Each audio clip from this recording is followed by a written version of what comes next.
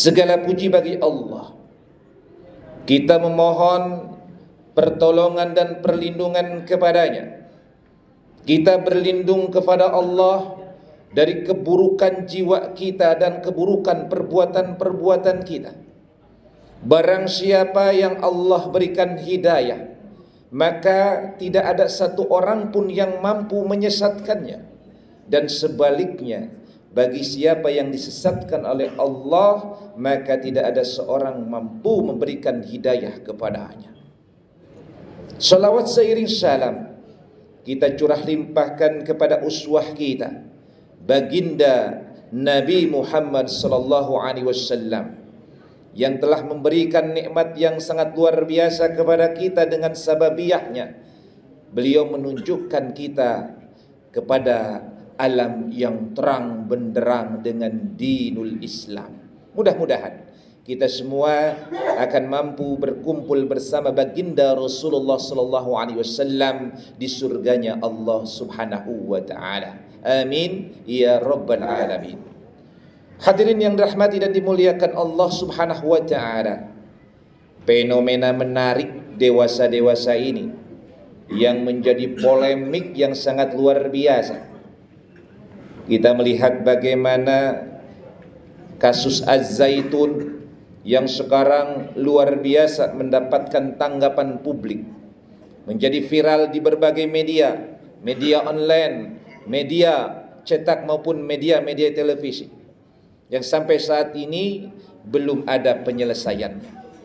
Belum lagi polemik LGBT yang minta eksistensinya, keberadaannya disahihkan oleh negara kita. Tentunya polemik ini perlu mendapatkan jawaban di tengah-tengah masyarakat, khususnya masyarakat Islam kita. Pro dan kontra tentu adalah hal yang biasa, tetapi tentunya Islam harus mempunyai metode, cara untuk menyelesaikan itu. Maka pada kesempatan yang berbahagia ini, tema yang akan coba kita angkat adalah bagaimana Islam menerapkan pondasi-pondasi dasar dalam menetapkan hukum. Ma'asyiral jamaah yang dirahmati dan dimuliakan Allah Subhanahu wa taala. Sebagai sebuah pedoman dalam mengambil sebuah hukum dalam hidup dan kehidupan ini, maka mari kita lihat, kita simak kisah hadis tentang Rasulullah sallallahu alaihi wasallam mengutus Mu'adz bin Jabal ke Yaman.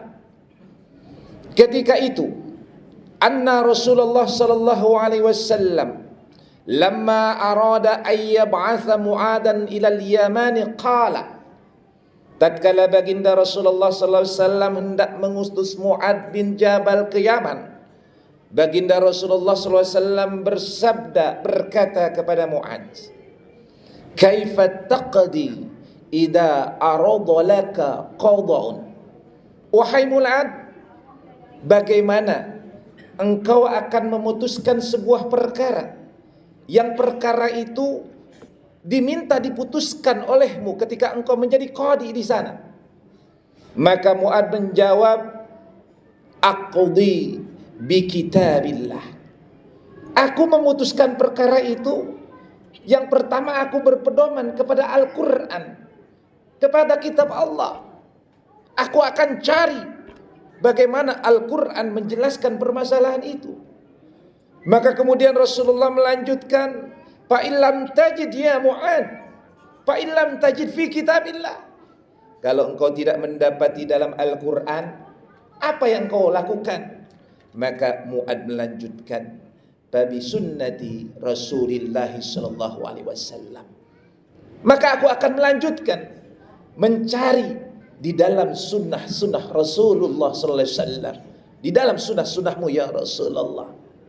Kemudian Rasulullah melanjutkan, fa illam tajid, kalau engkau tidak mendapatinya lagi, tidak mendapati di dalam Al-Quran, tidak mendapati di dalam kitab, di dalam sunnah, di dalam hadis, maka kemudian Mu'adz menjawab, ajtahidu birra'yi, aku akan berijtihad dengan pendapatku, wala alu, dan aku tidak akan berlebihan melampaui batas dalam berijtihad. Hadirin yang dirahmati dan dimuliakan Allah Subhanahu wa taala. Inilah pondasi dasar yang diajarkan Rasulullah kepada kita. Di dalam hidup ini tentu kita menghadapi berbagai macam problematika. Yang dahulu tidak pernah ada sekarang muncul, atau sebaliknya yang dulu muncul tenggelam kini muncul lagi. Maka kita umat Islam, para alim ulama, para orang-orang yang faqih di dalam agama ini perlu untuk mengeluarkan ijtihadnya agar masyarakat awam kemudian tidak menjadi bingung. Oleh karenanya, mari kita sama-sama sikapi berbagai macam problematika kehidupan ini dengan berdasarkan arahan Rasulullah tadi. Ketika kita menghadapi permasalahan hidup, maka coba kita cari di dalam Al-Quran, cari di dalam hadis, tanya para alim ulama, ulama-ulama yang bukan ulam, tapi ulama-ulama yang faqih fid din, ulama-ulama yang memang siqah, ulama-ulama yang dipercaya. Kalau kita memang mampu untuk berijtihad, kita menggali sendiri hal-hal tersebut untuk mencari kejelasannya. Ini bukan hal yang sepele. Ini bukan hal yang dibiarkan begitu saja berlarut-larut. Tentunya kita akan menghadapi berbagai macam masalah dalam kehidupan ini. Hadirin yang dirahmati dan dimuliakan Allah Subhanahu wa taala.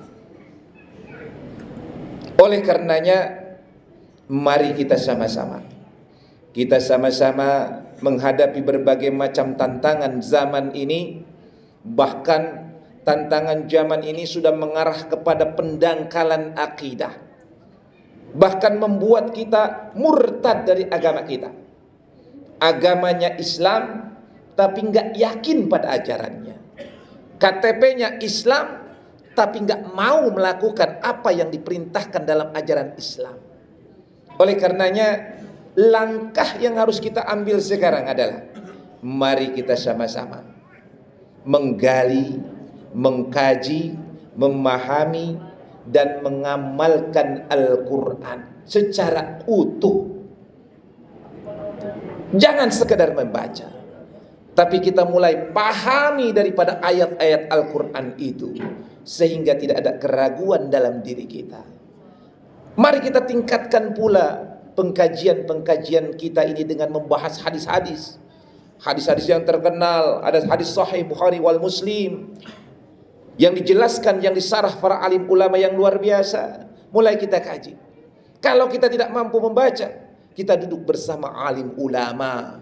Oleh karenanya, mari kita tingkatkan amaliyah ibadah kita dalam rangka meningkatkan keimanan kita ini dengan jalan bermuayyasyahlah dengan Al-Quran. Duduklah bersama para alim ulama agar kita menjadi orang-orang yang tetap mendapatkan hidayah dari Allah Subhanahu wa taala. Mudah-mudahan kita semua akan diberikan kekuatan oleh Allah Subhanahu wa taala untuk mampu istiqamah dalam iman wal Islam ini.